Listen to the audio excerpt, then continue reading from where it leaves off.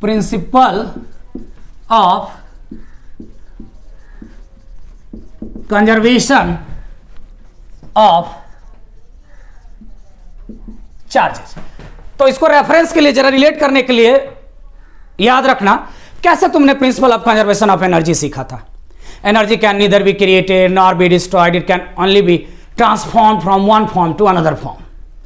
Same way में यहां हम कहेंगे charge can neither be created nor be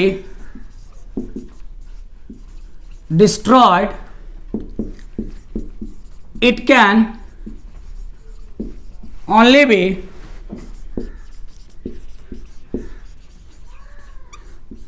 transferred from one body to another। But दोस्त इसको हम लोग रेफरेंस के लिए कंपेयर किए। Principal of conservation of charge की जब बात करते हैं तो अब ये बात जो हम कहने जा रहे हैं, charge can neither be created, थोड़ी सी इसके साथ, एंड नॉर बी डिस्ट्रॉयड, थोड़ी सी इसके साथ दिक्कत है मेरे दोस्त, वो अभी क्लियर होगा। तो एग्जैक्ट जो मैं यूज करने जा रहा हूं, जो कंप्लीट पिक्चर आपको देगा, इसको दिमाग में रखना है। द टोटल चार्ज ऑफ, इसको याद रखना है, the total charge of any isolated system always remains conserve. ये एक्यूरेट है दोस्त, ये कंप्लीट पिक्चर देगा। अब जरा इसी को डिटेल में कुछ एग्जांपल्स की सहायता से क्लियर करते हैं, देखना मजा आ जाएगा।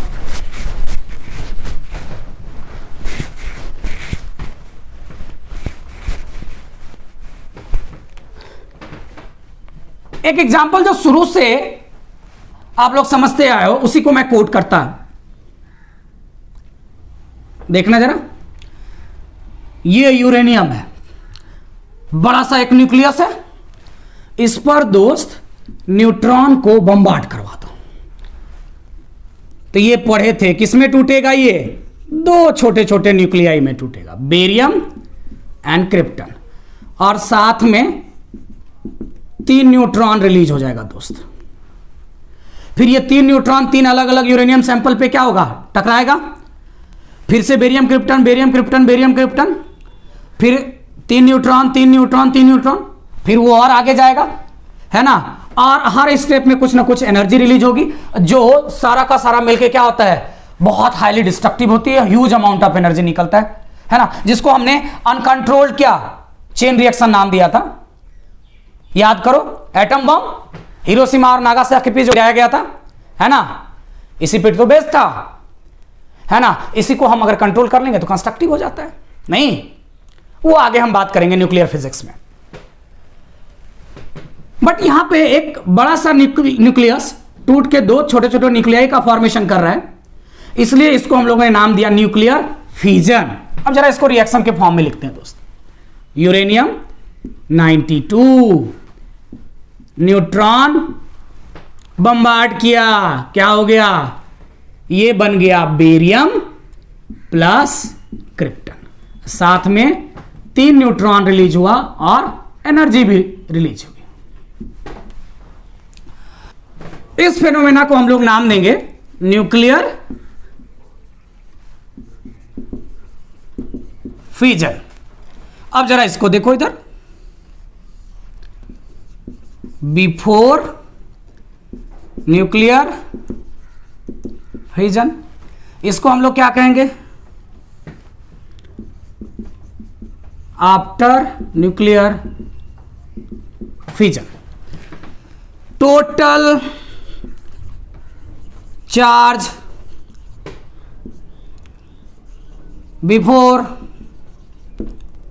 फ्यूजन कितना होगा दोस्त, देखो यहां पे न्यूट्रॉन 0, यूरेनियम 92 प्रोटॉन 92 इलेक्ट्रॉन, यानी 0 + 92, ये कितना हो गया दोस्त 92।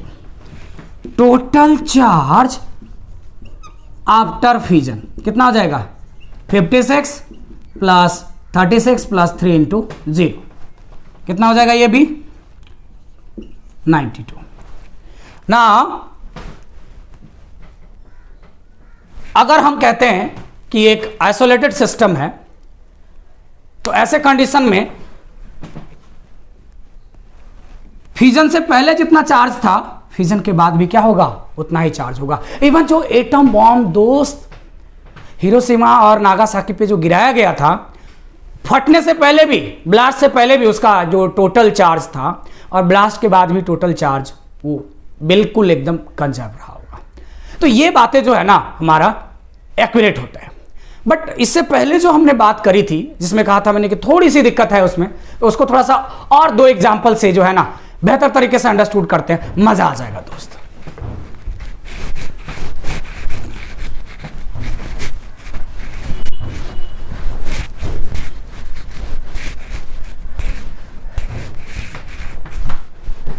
नाउ सी, एक यहां पे हैवी मेटल न्यूक्लियस है दोस्त। इस हैवी मेटल न्यूक्लियस पे आप हाई एनर्जी प्रोटॉन को क्या करते हो बम्बार्ड करते हो। सपोज करो गामा रे, तो E = क्या h न्यू, बम्बार्ड क्या इस पे। व्हाट साइंटिस्ट ऑब्जर्व, साइंटिस्ट ने क्या देखा,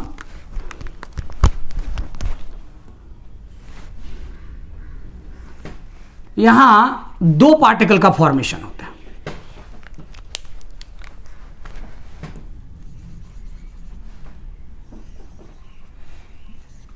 एक इलेक्ट्रॉन और दूसरा पॉजिट्रॉन।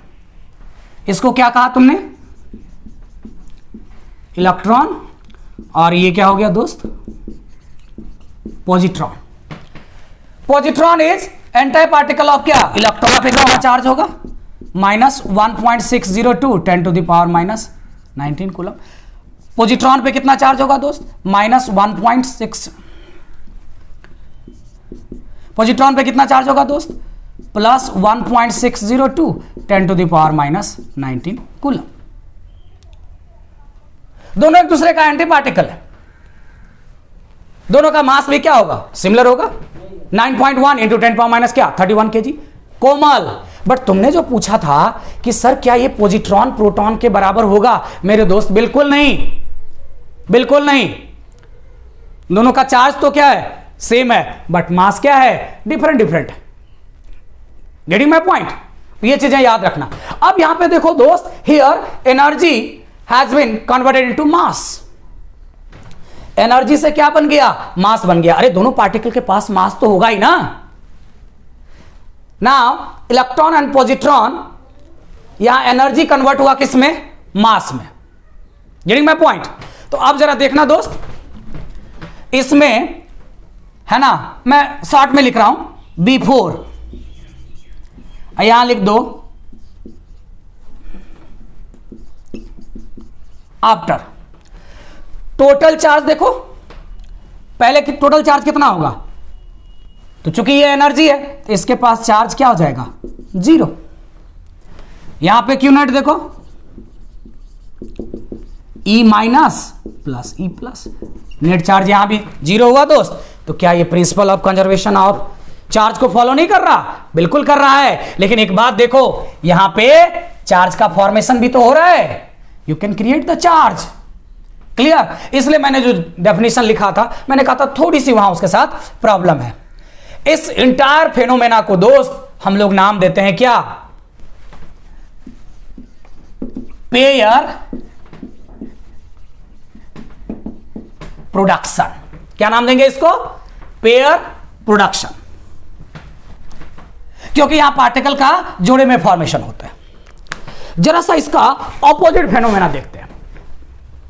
हमेशा हम लोग साइंस में क्या पॉजिटिव एस्पेक्ट्स भी, नेगेटिव एस्पेक्ट्स भी, रिवर्स भी, हर चीज पॉसिबिलिटी बनाते हैं, यही तो साइंस है।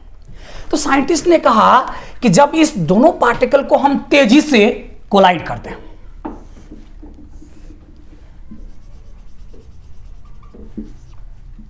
इलेक्ट्रॉन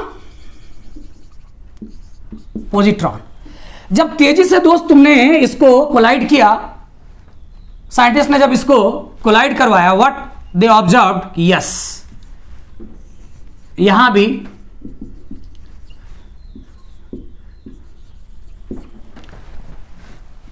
जब ये दोनों चार्ज आपस में कोलाइड करता है ना, ये कोलाइड करने के बाद फिर से क्या होता है, एनर्जी में तब्दील हो जाता है ना, गामा रे का फिर से फॉर्मेशन हो जाता है। Here mass is converted into क्या, energy.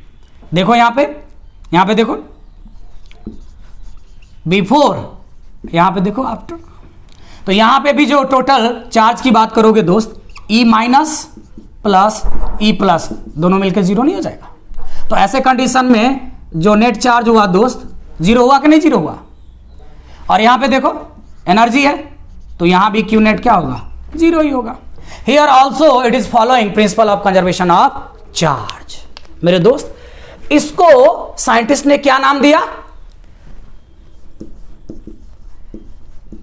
Annihilation.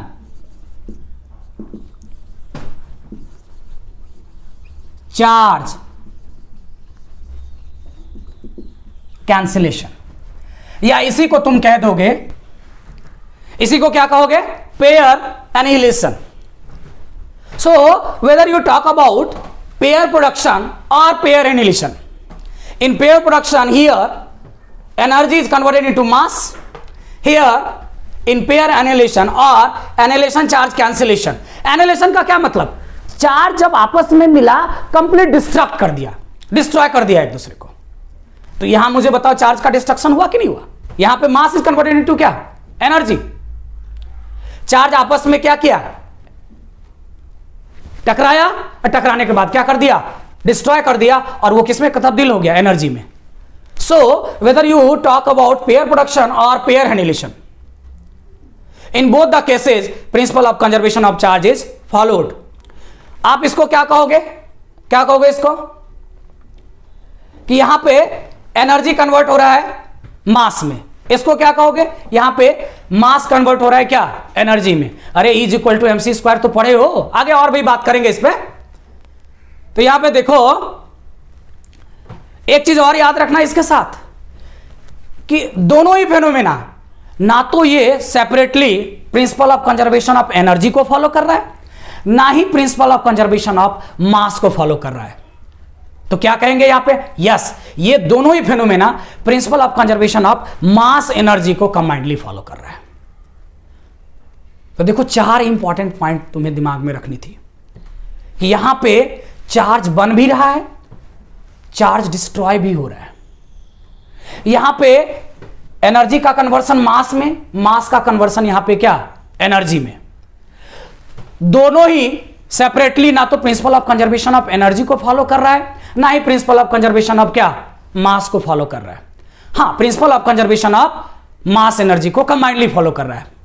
And last point क्या, fourth point, they both are following principle of conservation of charge. मेरे दोस्त, तो ये चीजें याद रखना है ना।